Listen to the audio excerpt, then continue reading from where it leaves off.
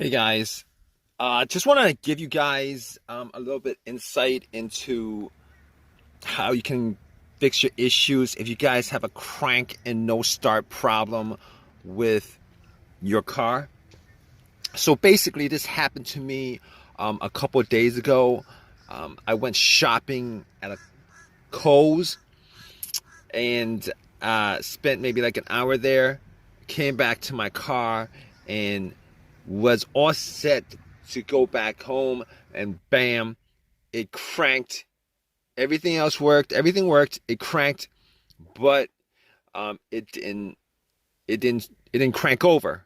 It didn't start, and I must have cranked it about 5 times, and it would crank each and every time, but it would not turn over. It would not start.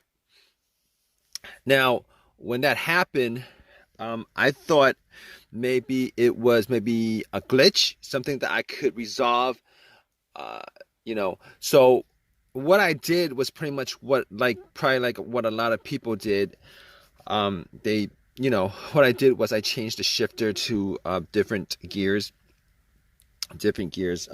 Shifted to, I shifted from park to neutral to reverse, and pretty much try to start it that way.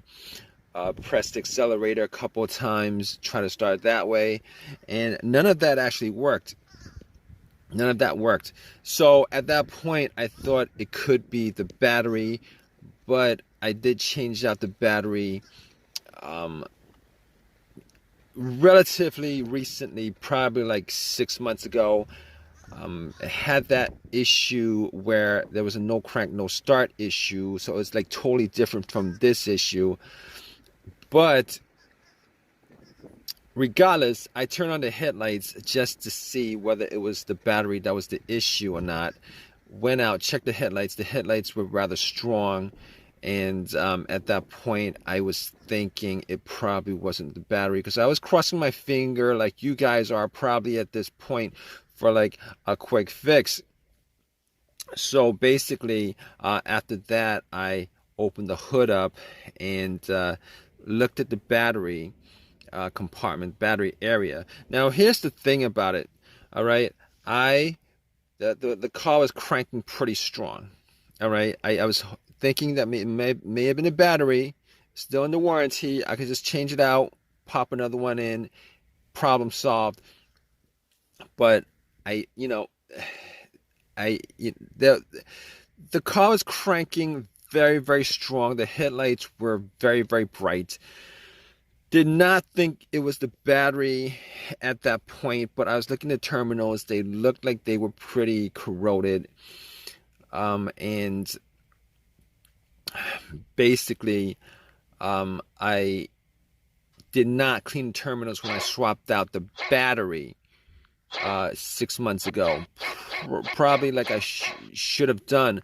So basically, I had a couple cans of Coke. I poured 2 cans of Coke on the terminal cables, the connectors. All right, wiggled them a bit. Now the connectors were tight, but they're not so tight that I couldn't move it. And I pretty much wiggled them out. Took some paper towel, cleaned them up, popped them back in.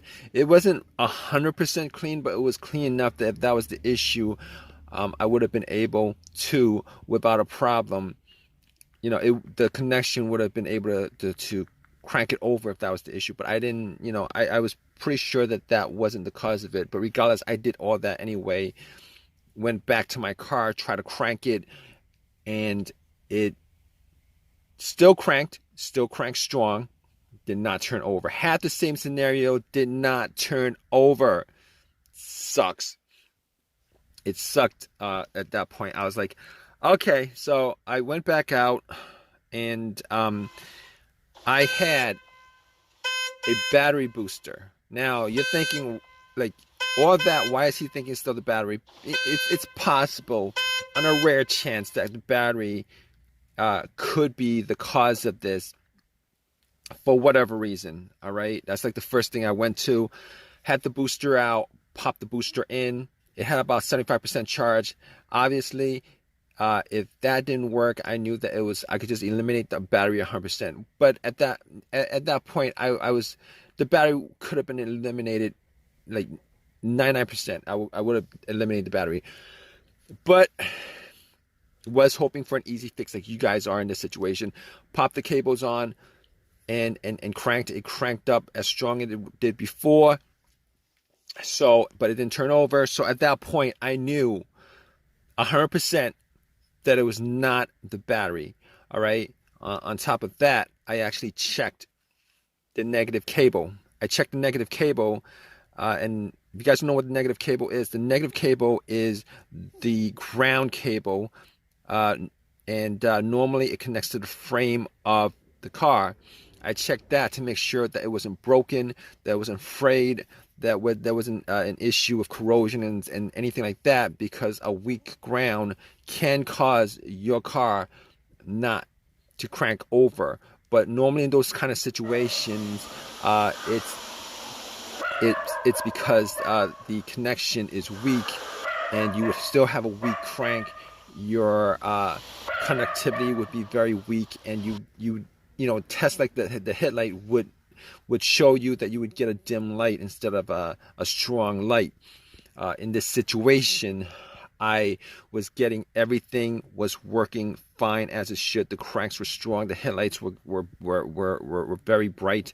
So at that point, I knew that it was not. The things that I could eliminate at that point were, I could eliminate 100% the battery. I could eliminate 100% the ground cable. I could eliminate 100% the alternator, even though in situations like this, the alternator would not normally be one of those things that would be on my elimination list. All right. Normally, if the alternator was the issue, the car would have died out with the engine running, or would have died out with the engine with the car on the road while driving. That's 100% of the time. Well, not 100% of the time, but normally that would be the case. Or there would be a no start situation because it was running on the battery and the battery just died out. But the test for the alternator was, if you put like an outside power source, like a booster or cables on to the car, and if the alternator was the issue, you'd be able to turn it over, and then when you take the cables off, the alternator would die out. So I could eliminate the alternator 100%. So basically, I can eliminate all those things out of the way. All right. So still had that same situation, and then it pops up in my head that it occurred to me that there could be a bunch of other things that could be causing it.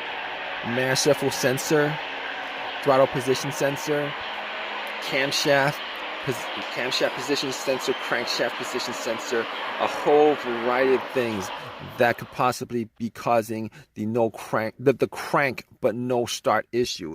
Okay, it's a crank but no start, because I was getting a crank on the car each and every time, and I must have tried that at least 15 times to crank it up. It would crank very strong each and every time.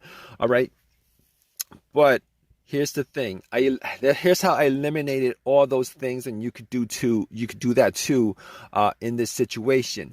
All right, I noticed that there was not a check engine light. There was no check engine light on the dash at all. There was no check engine light on the dash at all. So immediately, I was able to eliminate the mass airflow sensor, the throttle position sensor, the crankshaft position sensor, the camshaft position sensor, and anything else that has a sensor connected to it that could generate a code in the car's computer.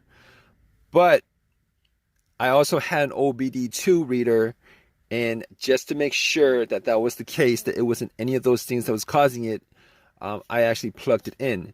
Now, there's also one other reason why I did plug in the OBD2 reader, and the other reason is sometimes if the computer is not reading the car, it's not connected to the car itself or the components of the car, it could cause a crank but no start situation. All right, and you could test that out with an OBD2, a cheap OBD2 that you could get from Walmart for 20 bucks. If you plug it in, and somewhere, sometime when it's reading the codes, it doesn't analyze it all the way. It stalls on when it's reading.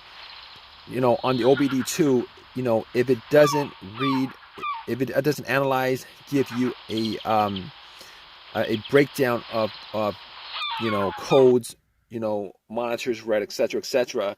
Normally in these situations, it means that there's a disconnect between the car and the and the computer itself, the ECU, ECM, PCM, all those things are the car's computer. Now, I plugged it in, it scanned it all the way through 100%, gave me a whole readout of everything. Obviously, as I thought, there were no codes, all the monitors were good, everything was, it gave me a readout. So once it gave me a readout, I was sure that there was no, I was like 99% sure that it wasn't any of those things that had a sensor connected to it. Now, here's the thing about it. I did take the cables off the battery, and that would actually, you want to do that before you take the cables off the battery. But because I had no check engine light, I was 100% sure that it wasn't any of those things. 100%, okay? So basically, I was left with a couple of things that could be causing the crank but no start situation. All right. As far as easier things that I could just resolve on the spot, if there was an AutoZone close by, fuses, relays, possibly the ignition switch, possibly the fuel pump. So I had all those things to consider, 4 of those things to consider. So I pretty much limited troubleshooting this whole entire thing to four things, okay? So I popped up the fuse. I was looking at all the fuses just to see whether there were any kind of signs of a burnt fuse, brownish on the top or something like that. Any kind of smell of a burnt plastic or something like that. I couldn't. Everything looked fine as far as the fuse was concerned. I did not have a fuse tester on me. I could not test out every one of the fuses, but all the fuses looked fine. All right. Which pretty much brought me to the fuel pump and the relays. All right. Here's the thing with the fuel pump. Now, before I even did the test, I was sitting in my car thinking that it may have been the fuel pump or the fuel pump not operating. So I did this test, and you guys could do it too, but normally it takes 2 people, all right, one to listen to the car where the gas cap is. You would take the gas cap off, and you would try to listen to a priming sound.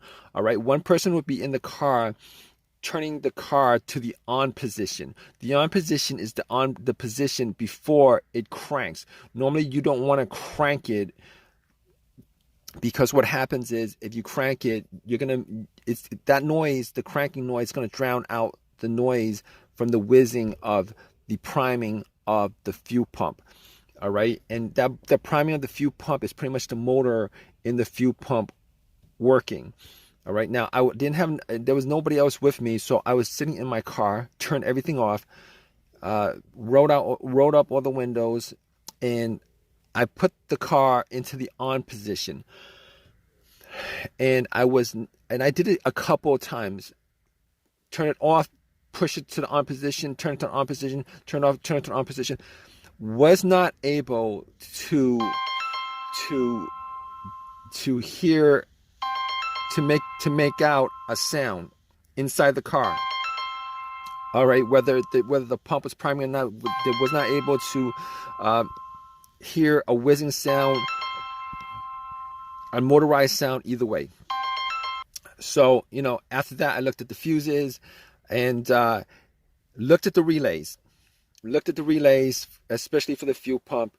I thought it could have been the fuel filter, but normally with the fuel filter, you could at least get the car to start, to turn over, and then it would die out because if the fuel filter was blocked or something like that. Okay, so I did not think in that situation it was the fuel filter, because I cranked it at least 15 times. It never actually turned over at least once. So basically I found the relay to the fuel pump, and I was able to swap out for a similar relay. All right, and once I swapped it out, was able to turn it, got into my car, and then cranked it, and guess what, guys? Boom! It turned on, turned over, car was running. Turned off, did again, it was running. So at that point, I knew for 100% that it was the fuel pump. All right, I forget what component of the car I swapped it out with as far as the malfunctioning fuel pump was concerned. But I was thinking about driving the car to an AutoZone, but there was an AutoZone pretty close by. Went to the AutoZone, got the fuse pump relay, got another relay for it, swapped it, put everything back together, and all set. Everything was good, simple fix, and haven't had an issue since. That was a couple of days ago. Turn on, turn off, turn on. Everything works the way it's supposed to. So it was the fuel pump relay that was the problem. All right. So if you guys are in this situation, hopefully your fix was as simple as the fix that I had on the car. And if it's not, hope that it's something a little bit more, not something that's like the fuel pump itself.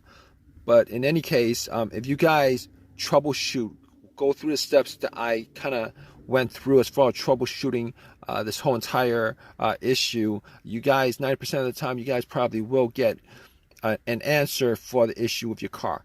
All right. Regardless, please leave a comment in the comment section. If you guys want, please give me a thumbs up. Please subscribe. All right, guys. Take care.